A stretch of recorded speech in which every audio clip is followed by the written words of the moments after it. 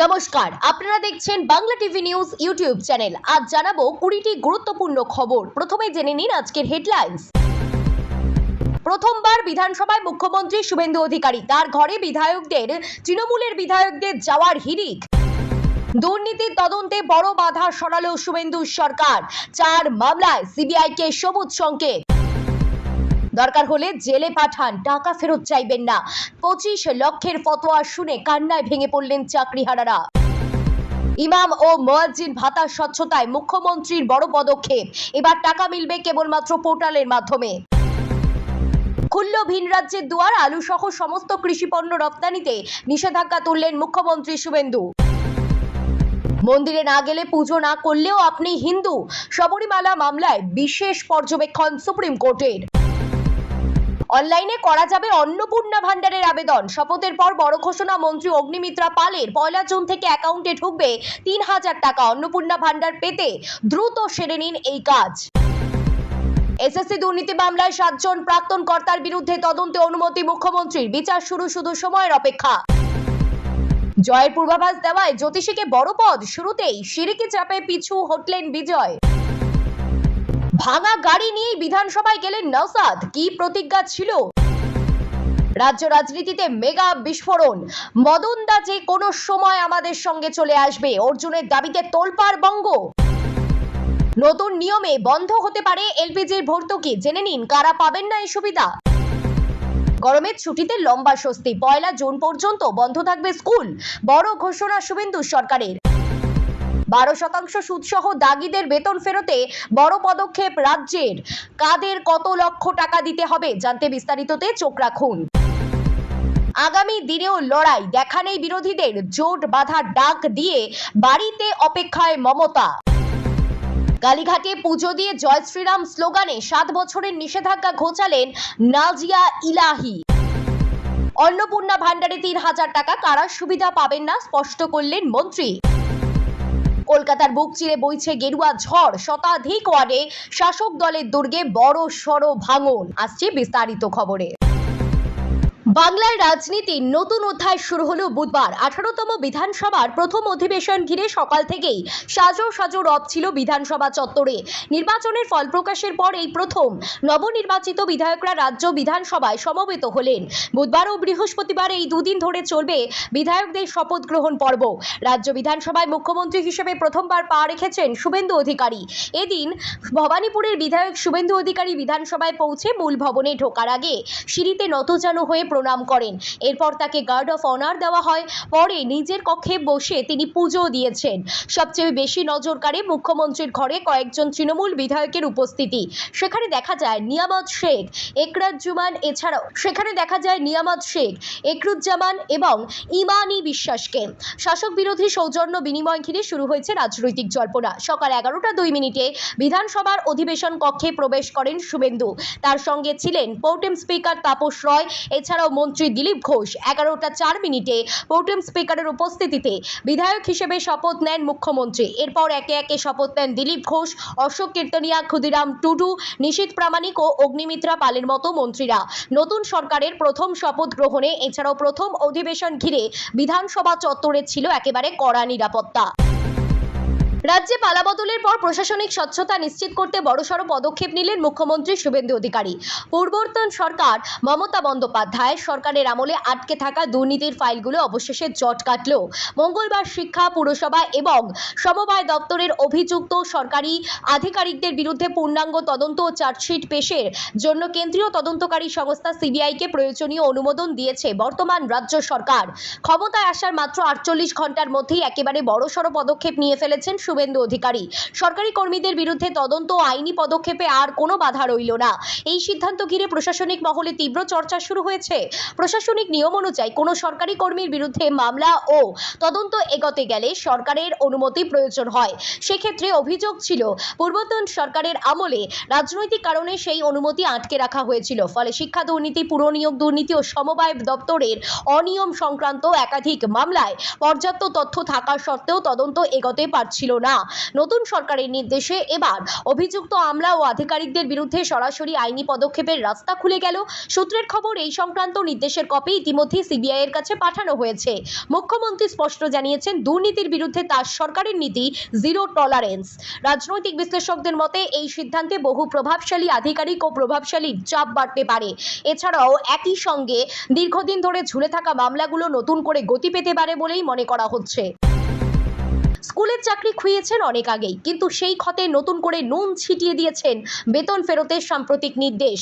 দীর্ঘ কয়েক বছরের বেতন এককালীন ফিরিয়ে দেওয়ার কথা শুনে কার্যত দিশেহারা হয়ে পড়েছেন উত্তরবঙ্গের শিলিগুড়ির বাসিন্দা দিব্যেন্দু চাকি।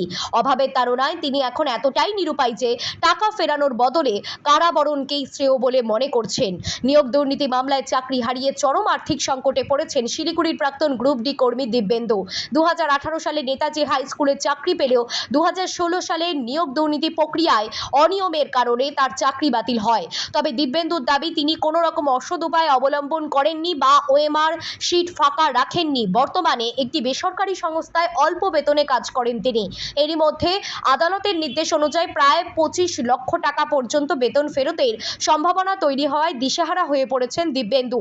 তার কথায়, এত বিপুল টাকা ফেরত দেওয়া সাধারণ পরিবারের পক্ষে অসম্ভব। ইতিমধ্যে শিক্ষা দপ্তর জেলা শাসকের বেতন ফেরত প্রক্রিয়ার অগ্রগতি নিয়ে দ্রুত রিপোর্ট জমা দেওয়ার নির্দেশ দিয়েছে। প্রশাসনের এই তৎপরতায় কয়েকশো শিক্ষক ও গ্রুপ ডি কর্মীরা ভবিষ্যৎ নিয়ে অনিশ্চয়তার মুখে পড়েছেন। আবেগঘন কণ্ঠে দিব্যেন্দুর অভিযোগ, দুর্নীতির মূল অভিযুক্তদের আড়াল করে সাধারণ কর্মীদের ওপর দায় চাপানো হচ্ছে। সামাজিক অপমান ও আর্থিক সংকট থেকে মুক্তি পেতে তিনি প্রশাসনের কাছে জেলবন্দী হওয়ার আর্জি জানিয়েছেন। রাজ্যে প্রশাসনিক সংস্কারের পথে আরও এক ধাপ এগিয়ে ইমাম ও মুয়াজ্জিনদের ভাতা প্রদানের প্রক্রিয়ায় আমূল পরিবর্তনের নির্দেশ মুখ্যমন্ত্রী শুভেন্দু অধিকারীর। সরকারি কোষাগারের অর্থের সঠিক বণ্টন নিশ্চিত করতে এবং যে কোনো ধরনের অনিয়ম রুখতে এখন থেকে কেবলমাত্র নির্দিষ্ট অনলাইন পোর্টালের মাধ্যমেই এই ভাতা প্রদান করা হবে। ইমাম ও মুয়াজ্জিনদের ভাতা বিতরণে বড় প্রশাসনিক পরিবর্তনের পথে রাজ্য সরকার। মুখ্যমন্ত্রী শুভেন্দু অধিকারী স্পষ্ট জানিয়েছেন, সরকারি পোর্টালে নথিভুক্ত তথ্য ছাড়া অন্য কোনো তালিকা বা বিকল্প পদ্ধতিতে ভাতা দেওয়া যাবে না। স্বচ্ছতা বজায় রাখতেই এই কড়া সিদ্ধান্ত বলে নবান্ন সূত্রে খবর। বর্তমানে রাজ্যে প্রায় 42,000 ইমাম ও 27 লক্ষ মুয়াজ্জিন ভাতা পেয়ে থাকেন। তাদের সমস্ত তথ্য দ্রুত অনলাইন পোর্টালে আপলোড করার নির্দেশ দেওয়া হয়েছে সংখ্যালঘু দপ্তরের সচিব ডক্টর পিভি সেলিমকে। সরকারি সূত্রের দাবি, যাদের নথি সফলভাবে যাচাই হয়ে পোর্টালে জমা পড়বে শুধুমাত্র তারাই ভাতা পাওয়ার যোগ্য হিসেবে বিবেচিত হবে। এর ফলে ভুয়ো প্রাপকদের চিহ্নিত করা সহজ হবে বলে মনে করছে প্রশাসন। জানা গিয়েছে, এই পোর্টাল 1 বছর আগেই তৈরি হয়েছিল, কিন্তু চালু করা হয়নি। মুখ্যমন্ত্রীর নির্দেশের পর বৃহস্পতিবার থেকে অনলাইন ব্যবস্থা কার্যকর করার প্রক্রিয়া শুরু হচ্ছে। প্রশাসনিক বিশেষজ্ঞদের মতে, সরাসরি ব্যাংক অ্যাকাউন্টের ভাতা পৌঁছে দেওয়ার এই ব্যবস্থা দুর্নীতি কমাতে এবং প্রকৃত প্রাপকদের হাতে অর্থ পৌঁছে দিতে গুরুত্বপূর্ণ ভূমিকা নেবে।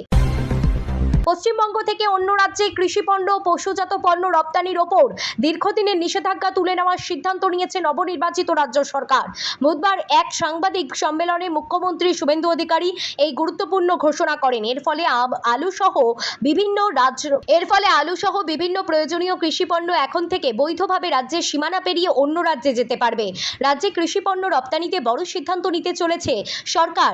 মুখ্যমন্ত্রী শুভেন্দু অধিকারী জানিয়েছেন, আগামী 18ই মে মন্ত্রিসভার বৈঠকে কৃষিপণ্য পরিবহনে থাকা প্রশাসনিক বিধিনিষেধ তুলে নেওয়ার প্রস্তাবে আনুষ্ঠানিক অনুমোদন দেওয়া হবে। এর ফলে রাজ্যের সীমানায় কৃষিপণ্যবাহী গাড়ি চলাচলে আর কোনো বাধা থাকবে না। সরকারের দাবি, পূর্বতন আমলে রপ্তানি সংক্রান্ত বিধিনিষেধের কারণে কৃষক ও ব্যবসায়ীরা আর্থিক ক্ষতির মুখে পড়েছিলেন। বিশেষ করে আলু রপ্তানিতে বাধা দিয়ে দীর্ঘদিন ধরে অসন্তোষ ছিল ব্যবসায়ী মহলে। নতুন সরকার মনে করছে এই নিয়ম মুক্ত বাণিজ্যের পরিপন্থী এবং এর ফলে কৃষকরা তাদের পণ্যের ন্যায্য দাম থেকে বঞ্চিত হচ্ছিলেন। মুখ্যমন্ত্রী স্পষ্ট জানিয়ে দিয়েছেন, বৈধ ব্যবসায় কোনো রকম হয়রানি বরদাস্ত করা হবে না। পাশাপাশি শিল্প ও কৃষিক্ষেত্রে বেআইনি হস্তক্ষেপের বিরুদ্ধেও কড়া অবস্থান নিয়েছে সরকার। কলকাতার অবৈধ নির্মাণ ও বেআইনি কারখানার বিরুদ্ধে বিদ্যুৎ ও জল সংযোগ বিচ্ছিন্ন করার মতো কঠোর পদক্ষেপ ইঙ্গিত দিয়েছেন তিনি। বিশ্লেষকদের মতে, এই সিদ্ধান্ত কার্যকর হলে রাজ্যের কৃষি অর্থনীতি ও আন্তঃরাজ্য বাণিজ্যে নতুন গতি আসতে পারে। হিন্দু ধর্ম কি কেবলমাত্র কিছু আচার অনুষ্ঠান আর মন্দির দর্শনের মধ্যে সীমাবদ্ধ? বুধবার এক ঐতিহাসিক শুনানির সময় সুপ্রিম কোর্ট সাফ জানিয়ে দিল, হিন্দুত্ব আসলে একটি জীবনধারা বা ওয়ে অফ লাইফ। কোনো ব্যক্তি যদি মন্দিরে না যান কিংবা কোনো বিষয়ে বিশেষ ধর্মীয় আচার পালন নাও করেন, তার মানে এই নয় যে তিনি হিন্দু নন। এক ঋতুমতী মহিলাদের প্রবেশাধিকার সহ ধর্মীয় প্রথার সাংবিধানিক বৈধতা নিয়ে সুপ্রিম কোর্টে গুরুত্বপূর্ণ শুনানি চলছে। প্রধান বিচারপতি সূর্যকান্তের নেতৃত্বে 9 জন বিচারপতির সাংবিধানিক বেঞ্চে এদিন গুরুত্বপূর্ণ পর্যবেক্ষণ করেন বিচারপতি বি ভি নাগরত্ন। শুনানিতে বিচারপতি নাগারত্ন জানিয়েছেন, হিন্দু ধর্মকে জীবনধারা বলা হয়। একজন হিন্দুর জন্য মন্দিরে যাওয়া বাধ্যতামূলক নয়। তা না করেও তিনি হিন্দু থাকতে পারেন। তার মতে ধর্ম কেবল বাহ্যিক আচারে সীমাবদ্ধ নয়, বরং মানুষের চেতনা ও বিশ্বাসের মধ্যে জড়িত। এদিন প্রয়াত স্বামী অগ্নিবেশের পক্ষে সওয়াল করেন প্রবীণ আইনজীবী মীনাকা গুরুস্বামী। এছাড়াও তিনি যুক্তি দেন সংবিধানের 25 এবং 26 নম্বর অনুচ্ছেদে ধর্মীয় স্বাধীনতা দিলেও তা লিঙ্গ বৈষম্যমূলক প্রথাকে রক্ষা করতে পারে না। তার দাবি, ধর্মীয় প্রতিষ্ঠানের অধিকার কখনো ব্যক্তির মৌলিক অধিকারের ঊর্ধ্বে হতে পারে না। উল্লেখ্য, 2018 সালে সুপ্রিম কোর্টের 5 বিচারপতির বেঞ্চ শবরীমালায় 10 থেকে 50 বছর বয়সী মহিলাদের প্রবেশ নিষেধাজ্ঞাকে অসাংবিধানিক ঘোষণা করেছিল। সেই রায়ের পুনর্বিবেচনা আবেদনই এখন। ক্ষমতায় এসে মহিলাদের ক্ষমতায়নের জোর বিজেপি সরকারের। অনলাইনে করা যাবে অন্নপূর্ণা ভান্ডারের আবেদন। শপথের পর বড় ঘোষণা করলেন পুর ও নারী কল্যাণ মন্ত্রী অগ্নিমিত্রা পাল। অনলাইনে পোর্টালে গিয়ে অন্নপূর্ণা ভান্ডারের জন্য আবেদন করতে হবে। পোর্টালে আবেদন করা অত্যন্ত সহজ হবে বলে আশ্বাস দেন তিনি। বিধায়ক পদে শপথ নেওয়ার পরই বড় ঘোষণা করলেন মন্ত্রী অগ্নিমিত্রা পাল।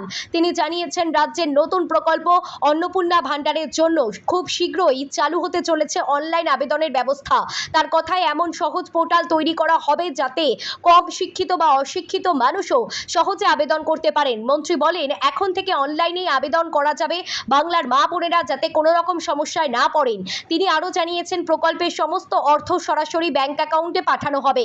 এর আগে তিনি স্পষ্ট করেছেন, যারা লক্ষ্মীর ভান্ডার পেতেন, প্রকল্পের সুবিধা পাচ্ছিলেন, তারা অন্নপূর্ণা ভান্ডারের আওতায় পড়বেন। তবে তার আগে একটি বিশেষ যাচাই প্রক্রিয়া হবে। মৃত ব্যক্তি বা অযোগ্যদের নাম বাদ দেওয়া হবে বলেও জানিয়েছেন তিনি। রাজ্যে দীর্ঘদিন ধরেই লক্ষ্মীর ভান্ডার প্রকল্প রাজনৈতিকভাবে গুরুত্বপূর্ণ ইস্যু। মমতা বন্দ্যোপাধ্যায়, অভিষেক বন্দ্যোপাধ্যায় বারবার এই প্রকল্প চালু থাকার আশ্বাস দিয়েছেন। পাল্টা বিজেপির নির্বাচনী প্রচারে অন্নপূর্ণা ভান্ডারের প্রতিশ্রুতি দেয়। নতুন প্রকল্পে মহিলাদের অ্যাকাউন্টে 3000 টাকা করে দেওয়ার ঘোষণা করা হয়েছে। বিজেপি সরকারের প্রতিশ্রুতি অনুযায়ী লক্ষ্মীর ভান্ডারের পরিবর্তে চালু হতে চলেছে অন্নপূর্ণা ভান্ডার প্রকল্প। সেখানে মহিলারা দ্বিগুণ অর্থাৎ 3000 টাকা করে ভাতা পাবেন। তবে এই ভাতা পেতে হলে দ্রুত কয়েকটি কাজ সেরে নিন, না হলে ভাতা বাতিল হতে পারে। বিজেপি সরকার ক্ষমতায় আসার আগেই রাজ্যের মহিলাদের অন্নপূর্ণা ভান্ডার দেওয়ার প্রতিশ্রুতি দিয়েছে। ভোটের ক্যাম্পেনিং এর সময় এটি ছিল অন্যতম প্রতিশ্রুতি। কারণ এই রাজ্যের মহিলারা এতদিন ধরে 1500 টাকা করে ভাতা পেতেন। লক্ষ্মীর ভান্ডার ভাতা হিসেবেই মিলত এই টাকা, এবার মিলবে তার দ্বিগুণ টাকা। মমতার সরকার ক্ষমতায় থাকাকালীন লক্ষ্মীর ভান্ডার চালু ছিল। এই ভাতা চালু করা হয়েছিল 500 টাকা থেকে, তারপর 1000 এবং তারপর বাড়িয়ে 1500 টাকা করা হয়। তপশিলি জাতি উপজাতির মহিলারা পেতেন 1700 টাকা। এই লক্ষ্মীর ভান্ডার ছাড়াও বার্ধক্য ভাতা, বিধবা ভাতা, যুবসাথীর মতো প্রকল্প, কন্যাশ্রী, যুবসাথী, এছাড়াও যুবশ্রী প্রকল্প চালু করেছিল মমতার সরকার। এই সকল প্রকল্পের দ্বারা কখনো মিলেছে এককালীন টাকা, তো কখনো মাসে মাসে মিলেছে ভাতা। তবে এই সবের মধ্যে সবথেকে জনপ্রিয় ছিল লক্ষ্মীর ভান্ডার। এবার সেই প্রকল্পকে টেক্কা দিয়ে চালু হতে চলেছে অন্নপূর্ণা ভান্ডার। স্কুল সার্ভিস কমিশন সংক্রান্ত দুর্নীতি মামলায় একাধিক প্রাক্তন শীর্ষ আধিকারিকদের বিরুদ্ধে ফৌজদারি মামলা চালানোর অনুমোদন দিল মুখ্যমন্ত্রী শুভেন্দু অধিকারী। অর্থাৎ এ ব্যাপারে সিবিআই এর হাত শক্ত করল নতুন সরকার। দীর্ঘ টালবাহানার পর এসএসসি নিয়োগ দুর্নীতি মামলায় অভিযুক্ত কমিশনের প্রাক্তন উপদেষ্টা শান্তি প্রসাদ সিনহা, প্রাক্তন চেয়ারম্যান সুবীরেশ ভট্টাচার্য এবং মধ্যশিক্ষা পর্ষদের প্রাক্তন সভাপতি কল্যাণময় গঙ্গোপাধ্যায় একাধিক প্রাক্তন কর্তার বিরুদ্ধে মঙ্গলবার স্যাংশন ফর প্রসিকিউশন প্রসিকিউশন বা বিচার শুরুর অনুমোদন দিয়েছে নবান্ন। মঙ্গলবার মুখ্যমন্ত্রী শুভেন্দু অধিকারীর ঘোষণার পরেই স্কুল শিক্ষা দপ্তর থেকে এই সংক্রান্ত নির্দেশিকা জারি করা হয়েছে। আইন অনুযায়ী কোনো সরকারি আধিকারিকদের বিরুদ্ধে আদালত চার্জশিট পেশ বা বিচার প্রক্রিয়া শুরু করতে গেলে সংশ্লিষ্ট সরকারের অনুমতির প্রয়োজন হয়। মমতা বন্দ্যোপাধ্যায় সরকার সেই ফাইলের ওপর চেপে বসেছিল, তাতে তদন্ত কার্যত থমকেছিল। সিবিআই এর তদন্তে সিবিআই অন্তত 4টি পৃথক মামলার ক্ষেত্রে এবার সেই বাধা কেটে গেল। সরকারি নির্দেশ অনুযায়ী সিবিআই এর একাধিক মামলা তদন্তে সংগৃহীত তথ্য প্রমাণ খতিয়ে দেখে রাজ্যপাল অভিযুক্তদের বিরুদ্ধে মামলা চালানোর অনুমতি দিয়েছেন। এই মামলাগুলি প্রিভেনশন অফ করাপশন অ্যাক্ট 1988 এর 7 এবং 7A 8 নম্বর ধারার আওতায় রুজু হয়েছে। কারা রয়েছেন অভিযুক্তদের তালিকায়? নথিতে দেখা যাচ্ছে অভিযুক্তদের তালিকায় রয়েছেন অভিযুক্তদের তালিকার মধ্যে রয়েছেন ডক্টর শান্তি প্রসাদ সিনহা, এছাড়াও ডক্টর সুবীরেশ ভট্টাচার্য, ডক্টর কল্যাণময় গঙ্গোপাধ্যায়, অধ্যাপক সৌমিত্র সরকার চেয়ারম্যান, এছাড়াও ডক্টর শর্মিলা মিত্র চেয়ারপারসন, পর্ণা বসু, এছাড়াও রয়েছেন আইন বিশেষজ্ঞদের অনেক